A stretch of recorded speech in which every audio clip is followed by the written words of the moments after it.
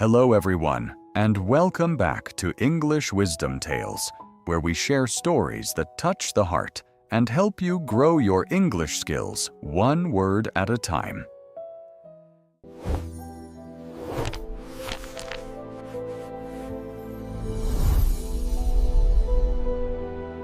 Today, we have a special story about a young boy who felt a little lost in a world that seemed to value things he wasn't good at. But through a few simple challenges and a very wise father, he discovered that his greatest power was already right in his hands. It is a story for anyone who has ever felt like they were falling behind, or that they just didn't fit the mold. And I hope it reminds you that your path is unique for a reason. So, let's get comfortable and jump into the world of a quiet little town where the air smells like fresh rain and old metal. Once in a peaceful neighborhood where the houses sat behind white fences and tall oak trees, there lived a boy named Ben. Ben was 12 years old and in the 6th grade, a time when most kids start wondering what they are truly good at. Ben was a quiet kid, but his hands were never still. While other boys were playing video games or trading cards, Ben could usually be found in the small garage behind his house. That garage was his favorite place in the whole world because it was filled with wheels, chains, and the smell of oil. Ben's father, Mr. Miller, was a man of few words but a lot of heart, and he ran a small business restoring old bicycles. Ben loved helping his dad. He had a natural feel for how things worked. He could tell if a wheel was slightly crooked just by spinning it, or if a chain needed oil just by the sound it made when someone pedaled past. However, despite being so talented with his hands, Ben felt a heavy weight in his chest every time he went to school. One afternoon, Ben walked home with his head down, his backpack feeling heavier than a bag of stones. He walked into the garage and sat on an old wooden stool, staring at a piece of paper that had a large red mark at the top. It was an English essay he had worked on for a long time, but the teacher said it lacked flow and passion. Ben sighed deeply, feeling like a failure. Just then, his best friend and neighbor, Leo, rode by on a shiny bike and waved. Leo was the star of the school's speech and debate team. He could stand in front of a crowd and talk for a long time without ever stumbling over his words. He won awards for his poetry and always had the highest grades in writing. To Ben, Leo seemed like a person from a different world, a world where everything was bright and easy. Mr. Miller, who was busy cleaning a set of rusty gears, noticed the look on his son's face. He set down his cloth, wiped his greasy hands, and walked over to sit beside Ben. He didn't ask to see the paper. He already knew what was bothering his son. "You look like you're carrying the weight of the whole town on your shoulders, Ben," his father said softly. Ben looked up and explained how he felt slow compared to Leo. He told his dad that no matter how hard he tried to write or speak like Leo, it felt like his brain was a rusty engine that just wouldn't start. Mr. Miller listened patiently, then reached for a glass of cool water and handed it to Ben. "I want to teach you 3 lessons, Ben," his father began, a gentle smile appearing on his face. "But I won't just tell them to you. You have to earn them through 3 challenges. Are you ready?" Ben was curious, so he nodded. "For the first challenge," Mr. Miller said, "I want you to invite Leo over tomorrow. We have a very old, very broken racing bike that needs to be ready for a neighbor by sunset. I want you and Leo to fix it together." The next day was a warm, bright Saturday. Leo came over, excited to hang out. Ben led him to the garage where the broken bike sat on a stand. Ben started working immediately, his fingers moving quickly to loosen bolts and check the tire pressure. He didn't even have to think about it. But Leo, who was so brave on a stage, looked completely lost. When Ben asked him to hold a wrench and tighten a specific nut, Leo's hands shook. He dropped the tool several times, and when he tried to put the chain back on, he got grease all over his nice shirt and ended up tangling the metal saying, even worse. "Wow, Ben, I have no idea how you do this. It's like a puzzle I can't solve."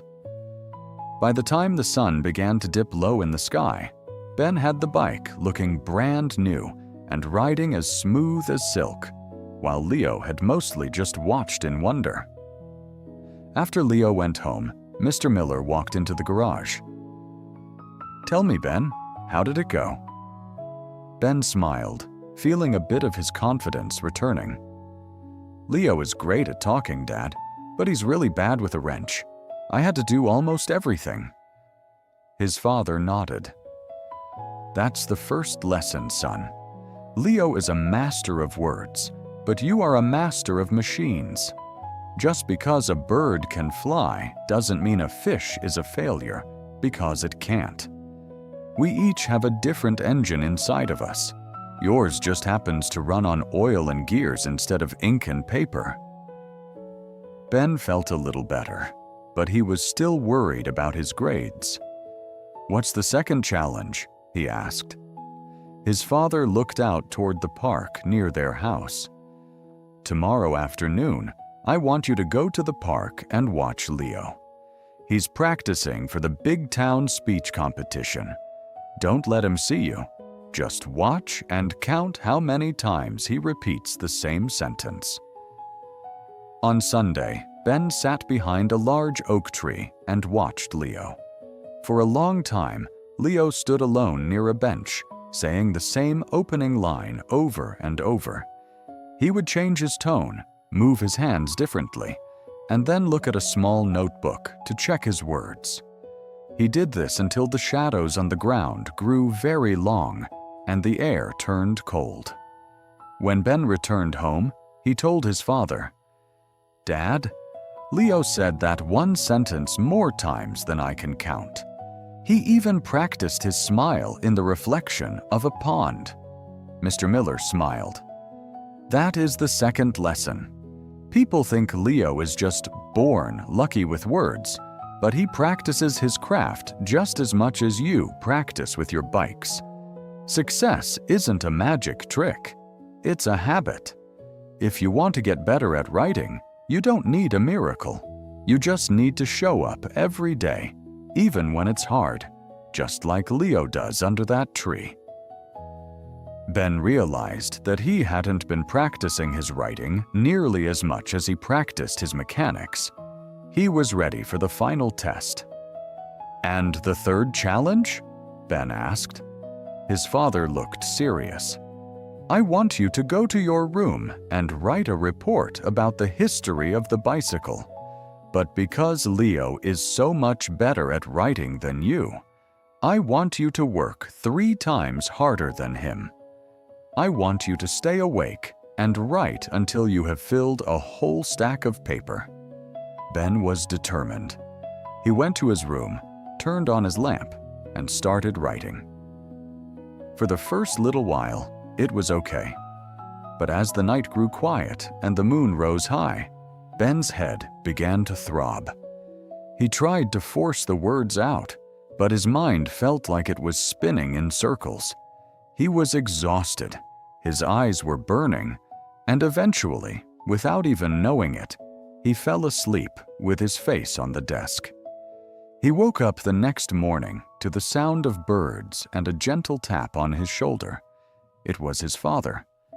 Ben looked at the messy, half-finished pages and felt tears in his eyes. "I failed, Dad. I couldn't do it. My head hurt so much I just couldn't keep going." Mr. Miller sat on the edge of the bed. "Ben, this is the most important lesson of all. when you try to force yourself to do something you don't love just to be like someone else, it will always feel like a heavy burden. It's hard to stay disciplined when your heart isn't in the work. But think about the garage. Have you ever felt that kind of pain when you're fixing a bike until late at night?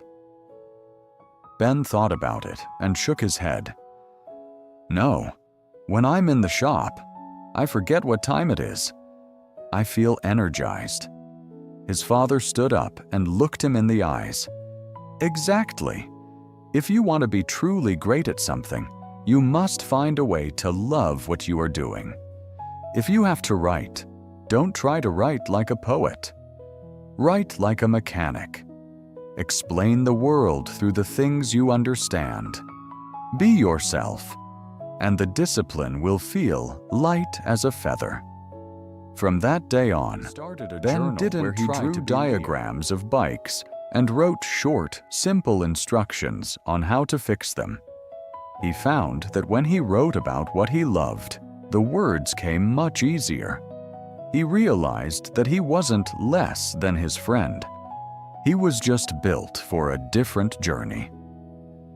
This story reminds us that we all have a unique set of gears inside of us that make us who we are. In life, it is so easy to look at someone else's highlight reel and feel like we are failing. But the truth is that your strengths are waiting to be discovered under the surface of your daily life. Whether you are a student trying to find your way, a young professional feeling the pressure of a new career, or someone in their middle years looking for a fresh start, remember that growth doesn't come from being someone else. It comes from honoring your own talents and practicing them with a joyful heart. When you align your work with your passion, the long hours don't feel like a chore, and the challenges become part of the adventure. I hope this tale encourages you to embrace your inner mechanic, or whatever it is that makes you feel alive. If you enjoyed this journey with Ben and his father, please make sure to hit that subscribe button, leave a comment about a lesson you've learned lately, and share this story with someone who might need a little boost today. Thank you for being part of the English Wisdom Tales family, and I will see you in the next story as we continue to learn and grow together.